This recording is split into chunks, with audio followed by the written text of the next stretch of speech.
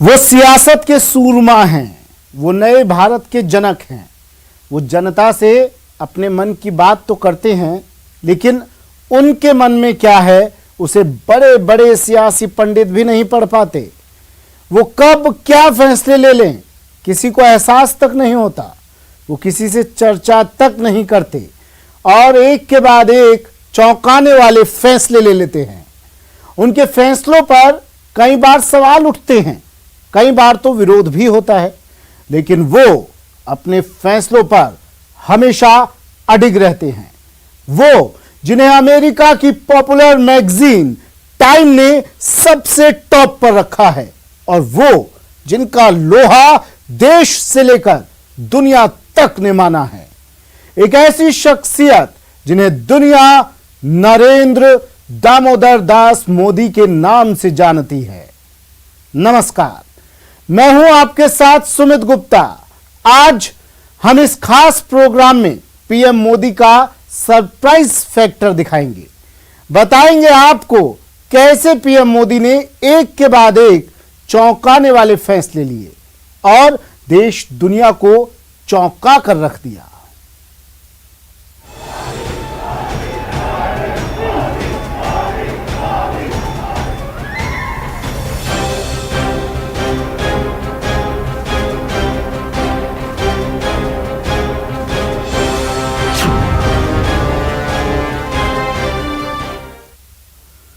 PM Modi के surprise factor में सबसे पहले बात करेंगे सियासत में उनके मास्टर स्ट्रोक की, जिसका पता ना तो पार्टी के लोगों को रहता है, ना ही विरोधियों को पहले से ही कोई अंदाजा लगा पाते हैं और ना ही किसी के पास उस मास्टर स्ट्रोक का कोई जवाब होता है।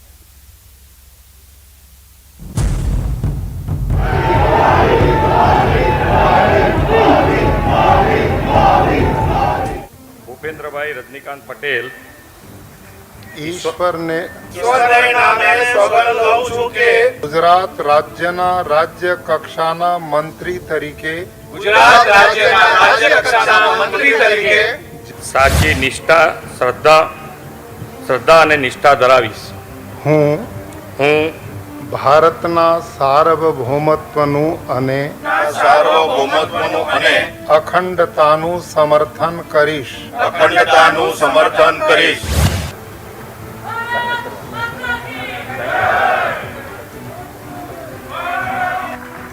ये वो सरप्राइज शपथ ग्रहण समारोह था जिसका अंदाजा लगाना अच्छे अच्छे सियासी पंडितों के लिए मुश्किल था। गुजरात में अचानक से विजय रूपाणी का सीएम पद से इस्तीफा देना और फिर भूपेंद्र पटेल के नाम के ऐलान से लेकर गुजरात कैबिनेट में फेरबदल तक सब कुछ अप्रत्याशित रहा।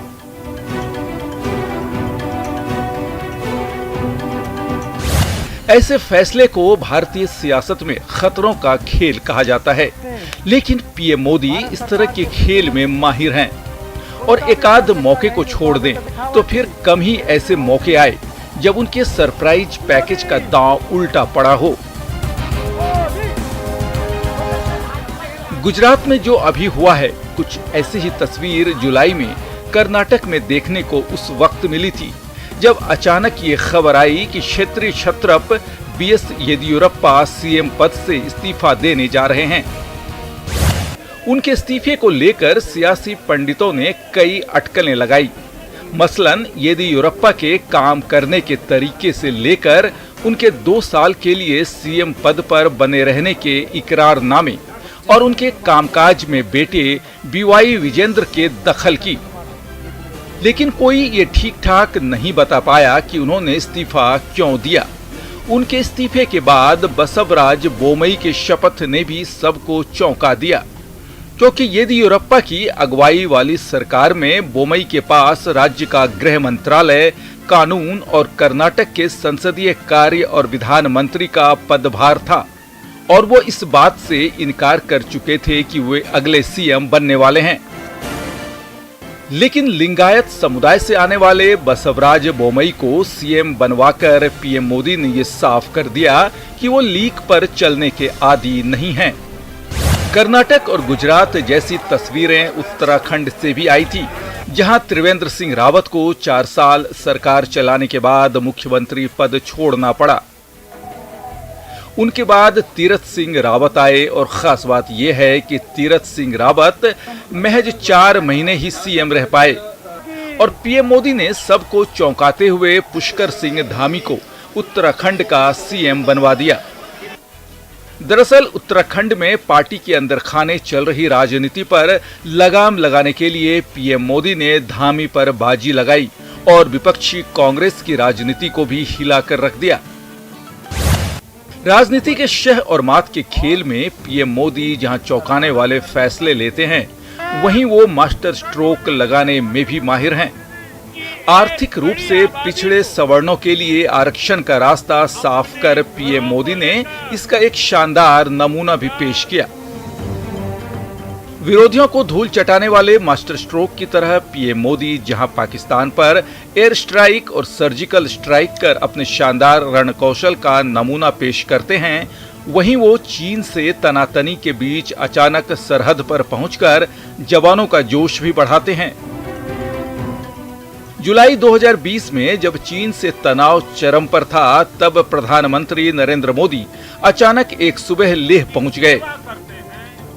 इस दौरे से हर कोई चौंक गया। पीएम मोदी के साथ इस यात्रा में chief of defence staff Bipin Rawat के साथ आर्मी चीफ एमएम नरवणे भी मौजूद थे। पीएम मोदी का यूं लेह पहुंचना चीन को सीधा संदेश था कि वो हिंदुस्तान को कम ना आंके और जरूरत पड़ी तो चीन की ईंट से ईंट बजाने में भारतीय जवान पीछे नहीं हटेंगे। Bureau report, news 18 network. Bharat माता की, भारत माता की। दरअसल पीएम मोदी अपने वादों से ज्यादा इरादों की वजह से पहचाने जाते हैं और यही वजह है कि टाइम मैगजीन उन्हें सबसे प्रभावशाली नेताओं की लिस्ट में शुमार करती है। अपने इरादों और दूरदर्शी सोच की वजह से आज भारत के विकास को रफ्तार मिली है और दुनिया हिंदुस्तान को सलाम कर रही है। यही समय है, यही समय है, सही समय है, भारत का अनमोल समय है। यही समय है, सही समय है, भारत का अनमोल समय है। 7 साल से कुछ ज्यादा समय बीत चुका है पीएम नरेंद्र मोदी को सत्ता संभालते हुए। इन 7 सालों में उन्होंने जो कुछ किया, उसकी वजह से न केवल उनके नाम का डंका पूरी दुनिया में बज रहा है, बल्कि भारत की तरक्की ने भी ऐसी रफ्तार पकड़ ली जिसे देखकर पूरी दुनिया अचंभित है। पीएम मोदी के नेतृत्व में पिछले 2.5 साल से भारत जिस हालात से गुजर रहा है और उन हालातों में पीएम मोदी ने जो कुछ ऐतिहासिक फैसले लिए हैं, उनकी बात करें तो दूसरे कार्यकाल के शुरुआती 1 साल में उन्होंने कई अहम फैसले लिए जिन्हें ऐतिहासिक माना गया।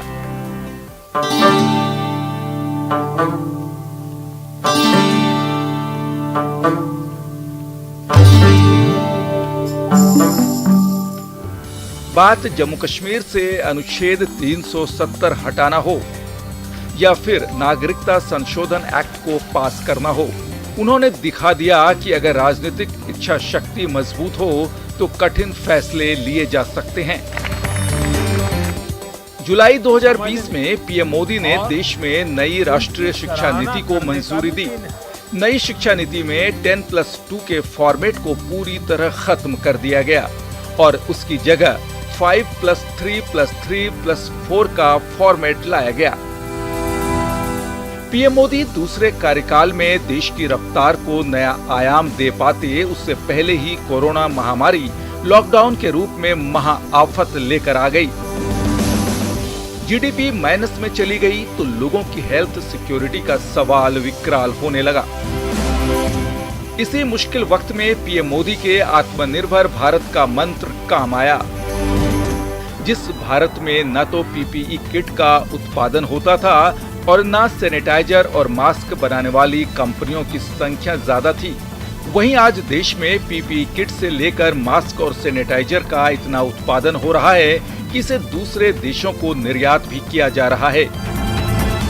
कोरोना काल में पीएम मोदी की पहली बड़ी योजना जनधन योजना आम लोगों के लिए सबसे ज्यादा काम आई। लॉकडाउन के वक्त गरीब परिवारों की मदद के लिए सरकार ने डायरेक्ट जनधन योजना में हर महीने सहायता राशि भेजी, जिससे करोड़ों परिवारों को फायदा मिला। इतना ही नहीं, कोरोना काल में पीएम मोदी ने जिस तरह से डॉक्टरों और वैज्ञानिकों का उत्साह बढ़ाया, उससे महज साल भर के अंदर देश में ही कोरोना से बचने के लिए एक नहीं बल्कि दो वैक्सीन का निर्माण संभव हो पाया। पिछले 2 साल में पीएम मोदी ने अयोध्या में प्रभु श्री राम के जन्म स्थान पर राम मंदिर और नए संसद के निर्माण की नींव रखी। खास बात यह है कि अपने जन्मदिन से ठीक एक दिन पहले पीएम मोदी ने सेंट्रल विस्टा प्रोजेक्ट के तहत बने रक्षा मंत्रालय के 2 नए दफ्तरों का भी उद्घाटन किया। इतना ही नहीं, अयोध्या में गुरुवार से राम मंदिर निर्माण के लाइव टेलीकास्ट की शुरुआत की गई। उधर वाराणसी में पीएम मोदी का ड्रीम प्रोजेक्ट काशी विश्वनाथ भी पूरा होने जा रहा है। उन्होंने मार्च 2019 में इसका शिलान्यास किया था। इस कॉरिडोर के जरिए श्रद्धालु गंगा में स्नान करने के बाद वहीं से सीधे बाबा दरबार में हाजिरी लगाने आ सकेंगे। इन सब के अलावा पीएम मोदी के नेतृत्व में जहां देश के सबसे लंबे दिल्ली मुंबई एक्सप्रेस वे का निर्माण कार्य तेजी से चल रहा है, तो वहीं mission Gaganyaan, Bharat net project, power distribution reform और हर गांव तक इंटरनेट जैसे ड्रीम प्रोजेक्ट पर तेजी से काम चल रहा है। इतना ही नहीं, आर्थिक रूप से पिछड़े सवर्ण लोगों को 10% आरक्षण देकर उन्होंने ये साफ कर दिया कि देश में आर्थिक रूप से पिछड़े लोगों की मदद करने का कोई मौका सरकार नहीं छोड़ेगी।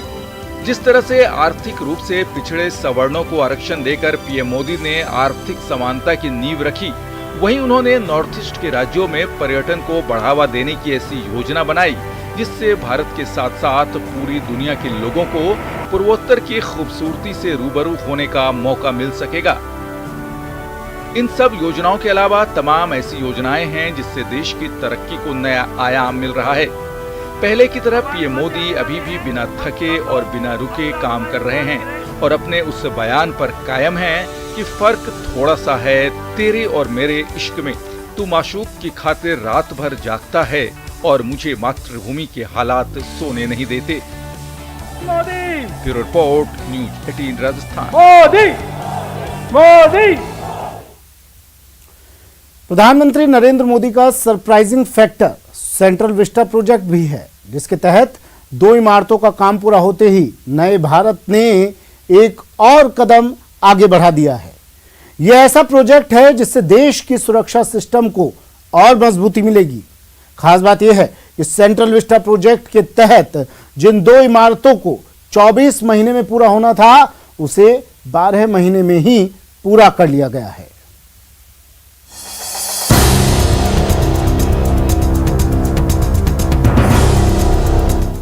नए भारत की ओर एक और कदम। देश की राजधानी को नए भारत की आवश्यकताओं और आकांक्षाओं के अनुसार विकसित करने की तरफ एक महत्वपूर्ण कदम बढ़ा रहे हैं। दिल्ली में बना 2 रक्षा कार्यालय परिसर। राजधानी में आधुनिक डिफेंस एन्क्लेव के निर्माण की तरफ ये बड़ा और महत्वपूर्ण स्टेप है। न अटका न लटका, वक्त से पहले तैयार। होती है, चलती है, कोई बात नहीं, 4-6 महीना तो देर स्वाभाविक है।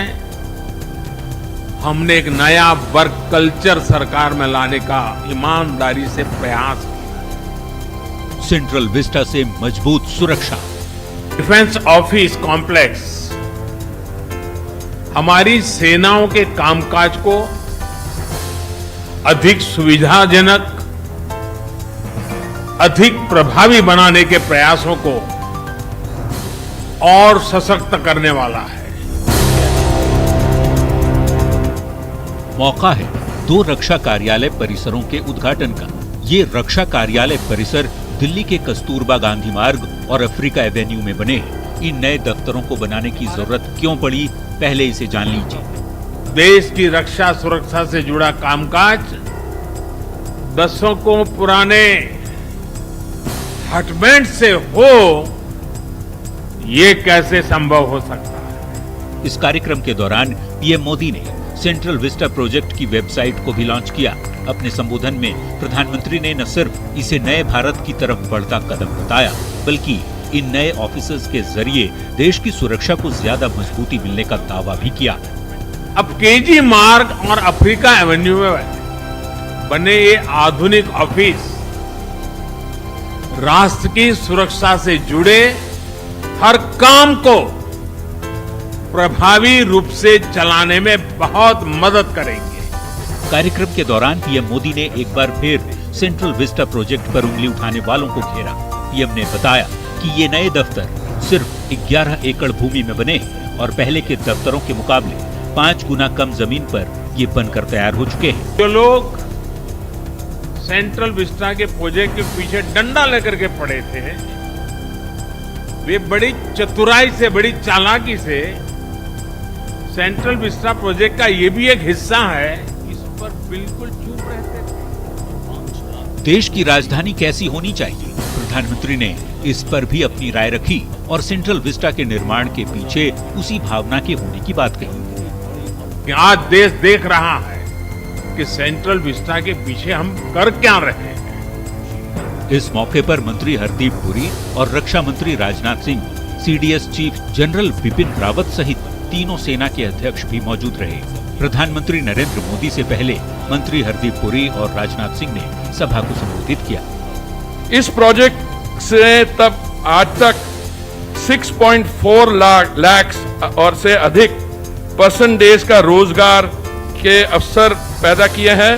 सेंट्रल विस्टा की इस ऐतिहासिक परियोजना में पहली अचीवमेंट ये डिफेंस के नाम से होना हमारी ओवरऑल सिक्योरिटी के प्रति जो आपका कमिटमेंट है, आपकी सरकार का जो कमिटमेंट है, इसको यह दर्शाता है। बता दें कि नए रक्षा कार्यालय परिसरों में सेना, नौसेना और वायुसेना सहित रक्षा मंत्रालय और सशस्त्र बलों के करीब